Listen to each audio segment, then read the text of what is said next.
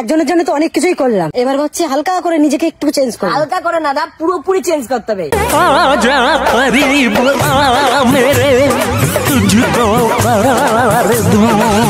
দুদিন ধরে আমার ভিডিওতে একটাই কমেন্ট আসছে, যেখানে লেখা আছে মিনালের সাথে তুমি সম্পর্কে জড়িয়েছো।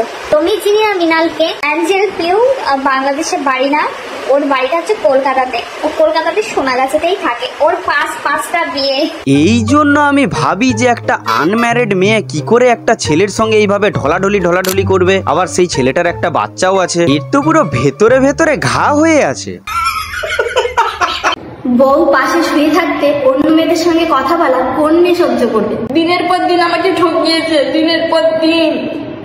আমি থাকতেও অন্য কোনো মেয়ের সঙ্গে সম্পর্ক করেছে, এমন কোনো মেয়ে নেই যে তাদের সাথে সম্পর্ক করেনি। দেখো কতটা বুকের পাটা থাকলে বরের সামনে এরকম করতে পারে। আরে তুমি একদম চুপ থাকো, তুমি এই সাহসটা দিয়েছো বলেই তো তোমার সামনে এইসব করছে। যদি সত্যিই কোনো পুরুষ হয়ে থাকতে না, তাহলে বউকে ওখানে ঠাঁটিয়ে লাল করে দিত, তোমার মতন এরকম ভিডিও করতো না। অনেকেই বলেছিল আমার বৌদি কখনো মা হতে পারবে না, একেই বলে কিসমত।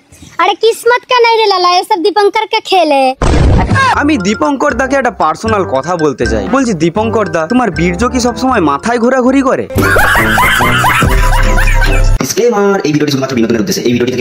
হেই হ্যালো এন্ড হোয়াটসঅ্যাপ গাইস, কেমন আছেন সবাই? আশা করছি সকলে খুব ভালো আছেন। আমরা আগে থেকে কি দেখে এসেছি, সুমি মৃণালের কাছ থেকে পালিয়ে দীপঙ্কর দার কাছে যায়, আবার দীপঙ্কর দার কাছ থেকে পালিয়ে আবার মৃণালের কাছে আসে, আবার সুমি তার বর মৃণালকে ছেড়ে 2 দিন পর আবার দীপঙ্কর দার কাছে চলে যায়। তারপর আমাদের মৃণাল দুঃখে সুমির ফটো নিয়ে কান্না করতে থাকে। সুমি, আজকে তুমি আমার ছেড়ে চলে গেছো, তাতে কি তোমার ছবিগুলো আমার কাছে স্মৃতি হয়ে সারা জীবন রয়ে যাবে। তারপর আমাদের মৃণাল এমন ভাবে নিজেকে চেঞ্জ করেছে, তারপর একটা মেয়েও পটিয়ে নিয়েছে, আর সেটা দেখে আমাদের সুমি কান্নায় ভেঙে পড়েছে।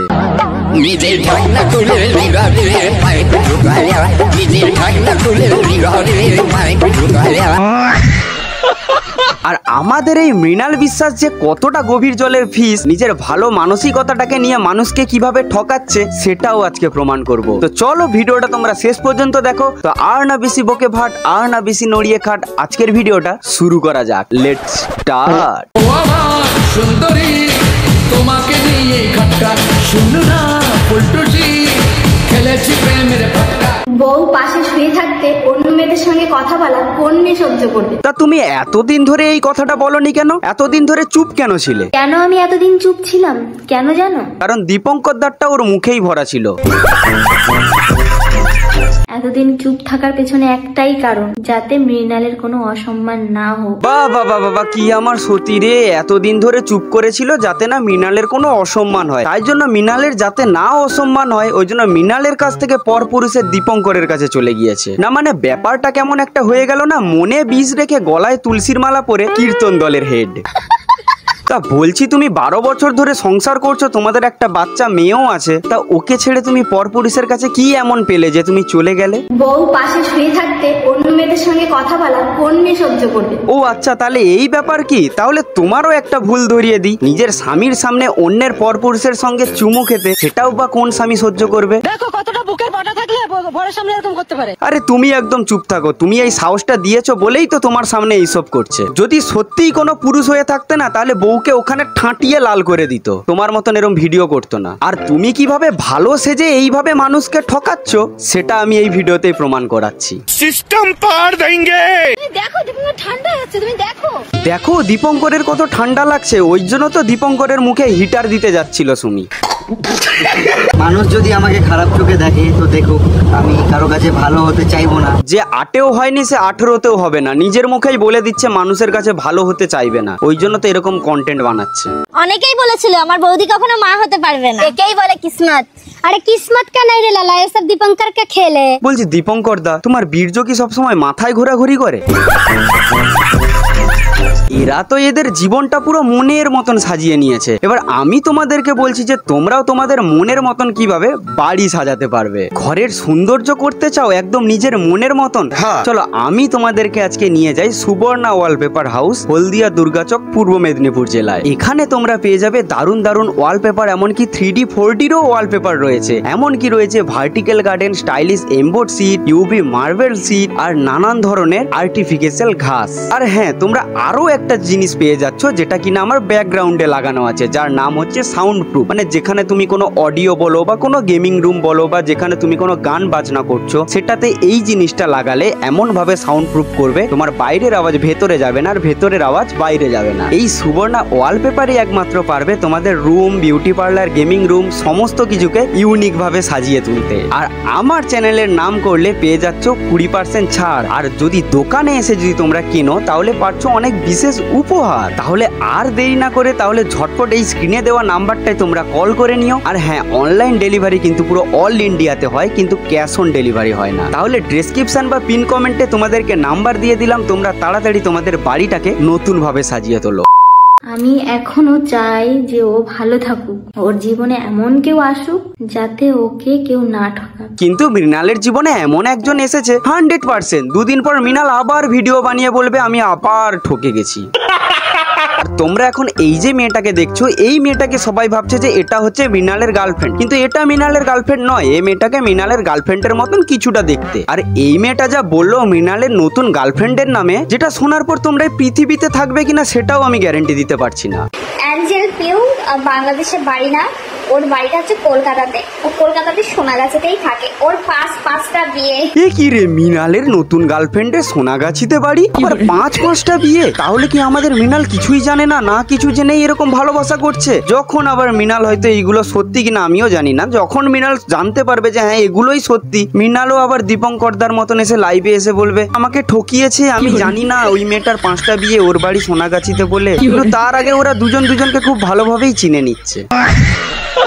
বাবা ভোলানাথের সামনে দাঁড়িয়ে তুমি আমাকে কথা দাও যে আমাকে কোনোদিনও ছেড়ে যাবে না। আগে কেউ পর পুরুষের সঙ্গে পালিয়ে গেলে, মানে যাকে আমাদের বাংলা ভাষায় ঠাকুমা দিদারা বলে নাং করা, মানে আগে কেউ পর পুরুষের সঙ্গে পালিয়ে গেলে সে মুখ লুকিয়ে ঘুরে বেড়াতো, সমাজে মুখ দেখাতে পারতো না। আর এখন এদের দেখে আমরা যেটা শিখতে পাচ্ছি, পর পুরুষের সঙ্গে পালিয়ে যাক বা ওর সঙ্গে শুয়ে বসে ঘুরে বেড়াক, সোশ্যাল মিডিয়ায় এসে বুক ফুলিয়ে কন্টেন্ট করছে, মাননা পড়েগা। কিন্তু আমি এখানে একটাই কথা বলতে চাই যে এরা তো এদের নিজের লাইফটাকে তো পুরো শেষ করে দিয়েছে, যেটা কন্টেন্ট করে করে। কিন্তু এদের যে নিজেদের যে বাস্তব জীবনে যে ছোট ছোট ছেলে মেয়েরা আছে, তাদের ভবিষ্যৎটা কি হবে সেটা ওরাই জানে। শুধু ভালোবাসলে হবে না, ঠিক আছে?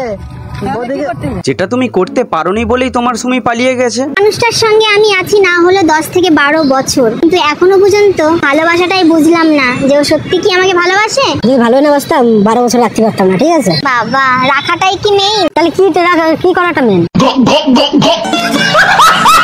দেখো আবার তোমার এই পাখিটাও যেন না উড়ে চলে যায়, যা শুনলাম এর নামে। বাড়িটা হচ্ছে কলকাতাতে। ও কলকাতাতে সোনাগাছিতেই থাকে। ওর 5টা বিয়ে। না, মৃণালের গার্লফ্রেন্ডের মন সত্যি অনেকটা বড়, তাহলে এইভাবেও বিজনেস করা যায়। দেখো, একটা শিবকে পাওয়ার জন্য আমরা দুটো পার্বতী চটি ছাড়া পুজো দিয়ে আসলাম মন্দির থেকে। নিজেদেরকে পার্বতী প্রমাণ করার আগে পার্বতীর মতন কাজ করো, তারপর নিজেদেরকে পার্বতী প্রমাণ করবে। कैसे लोग रहते हैं यार यहाँ। দেখো, একটা শিবকে পাওয়ার জন্য আমরা দুটো পার্বতী চটি ছাড়া পুজো দিয়ে আসলাম মন্দির থেকে। তা আমি তোমাদের দুজনকে একটা কথা বলতে চাই, কোন মানুষ চটি পরে মন্দিরে ঢুকে পুজো দিতে যায়? মন্দিরে পুজো দিতে গেছে সেটা নিয়ে কোনো ভিডিও বানায়নি, কিন্তু মন্দির থেকে পুজো দিয়ে এসছে আবার চটি ছাড়া, সেটা শাড়ি তুলে ভিডিও বানিয়ে দেখাচ্ছে। সত্যি কথাটা বলো না যে তোমাদের দুজনের চটি চুরি হয়ে গেছে। ও রিয়ার সাথে সম্পর্ক করেছে না বলে যে ওর বিয়ে হয়নি, ওর বাচ্চা কাচ্চা নেই। রিয়ার সঙ্গে অনেক বছর ধরে সম্পর্ক করেছে। তারপর হচ্ছে কল্পনা নামে একটা মেয়ে, অনেক মেয়েদের সঙ্গে সেটা মানে বলে শেষ হবে না। এখানে 16 সালে আমার মেয়ে পেটে আসে, 17তে হয়। সেই 16 সালে দাঁড়িয়ে কথা বলছি, যখন মেয়ে পেটে আসে তখন রিয়া নামে একটা মেয়ের সাথেও সম্পর্ক হলো। সেই মেয়েটাকে এত ভালোবেসেছে তাকে নিয়ে চলে যাওয়ার সিদ্ধান্ত করে চলেও গেছিল একদিন বাড়ি থেকে। এর মা বাবা ওর নামে কেস করে দিয়েছিল, কিডন্যাপিং কেস। সেই কেসের জন্য ও জেলে গেছিল, সেখান থেকে ছাড়িয়ে নিয়ে এসেছিল আমি। কি অবস্থা!